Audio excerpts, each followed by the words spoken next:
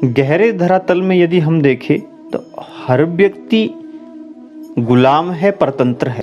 व्यक्ति दूसरों का गुलाम तो बाद में हो सकता है, लेकिन वो पहले अपनी आदतों का गुलाम है।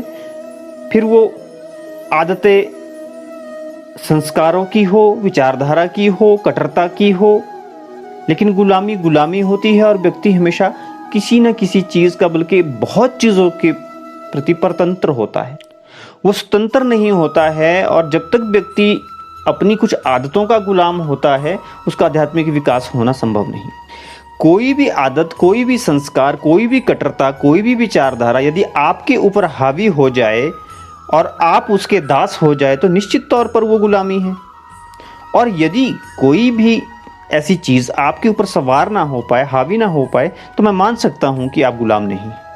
अनेक विद्वानों ने, अनेक तर्कशास्त्रियों ने, अनेक मनोवैज्ञानिकों ने इसे होश कहा है। स्वयं बुद्ध ने भी इसे होश कहा है, क्योंकि वो बुद्ध एक वैज्ञानिक व्यक्ति थे।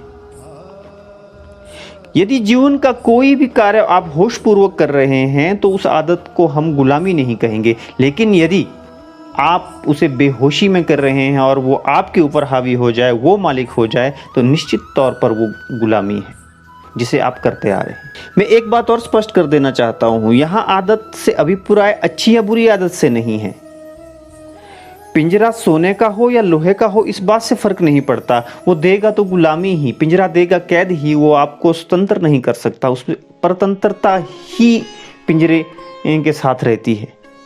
कुछ यूं बात को समझे, एक व्यक्ति है वो मदिरा पान करता है या धूम्रपान करता है, और दूसरा एक व्यक्ति आध्यात्मिक व्यक्ति है, वो पूजा पाठ या माला फेरता है। यदि इन दोनों लोगों से हम एक प्रश्न करेंगे कि यदि आप अपनी इस आदत को छोड़ दे, धूम्रपान वाला धूम्रपान छोड़ दे और माला फेरने वाला किसी दिन माला फेरनी छोड़ दे, तो क्या होगा?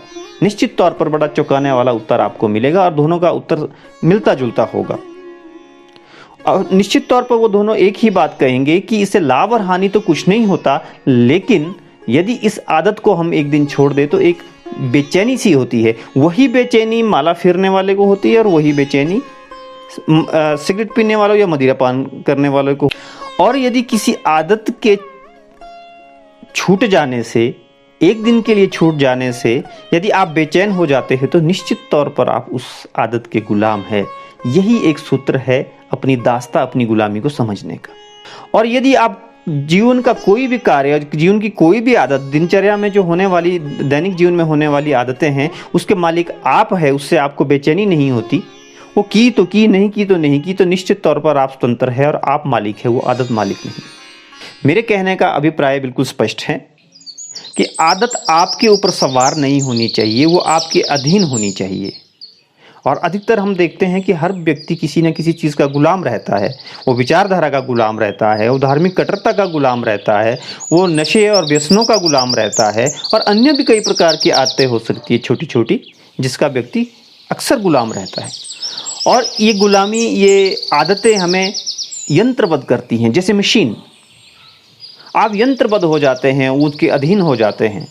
जैसे मशीन को कमांड दो तो मशीन काम करना शुरू कर देती है। आप भी वैसे यंत्रबद्ध हो गए हैं, उन आदतों के अधीन हो गए हैं। गहरे से गहरे विश्लेषण में और गहरे से गहरे यदि हम धार्मिक या स्पिरिचुअलिटी में जाएंगे तो एक बात समझ आती है कि पिछले जन्म के जितने भी संस्कार होते हैं वो इस जन्म की आदत बन जाते हैं, और इस जन्म की जो भी आदत होती है वो आगे चल के अवश्य ही हमारे संस्कार बन जाते हैं।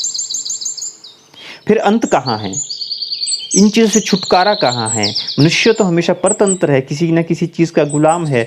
दूसरा हमको क्या गुलाम करेगा? हम पहले अपने गुलाम हैं। खुद से तो स्वतंत्र हो ले, फिर कहीं दूसरे से स्वतंत्रता की बात करें।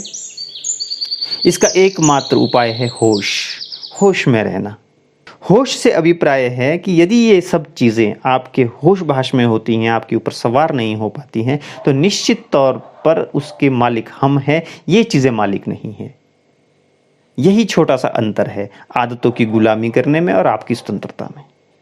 और जिस दिन हम अपनी आदतों से, इन चीज़ों से छुटकारा पाते हैं, निश्चित तौर पर हमारे जीवन बदल जाता है, जीवन के नए आयाम स्थापित हो जाते हैं। कभी इस सूत्र को, इस प्रयोग को अपने जीवन में उतार के देखना, अपने ऊपर इस प्रयोग को करके देखना, निश्चित तौर पर आपके जीवन में अविश्वसनीय परिवर्तन आएंगे। निश्चित तौर पर आप इस प्रयोग के बाद यदि सफल प्रयोग आप अपने ऊपर करते हैं तो आप एक नए जीवन की ओर अग्रसर होंगे। इसलिए मैं एक बार फिर दोहराना चाहता हूं कि परतंत्रता छोड़िए, गुलामी छोड़िए, आदतें बदलिए, खुद मालिक रहिए और अपना जीवन बदलिए। नमस्कार। Subscribe my YouTube channel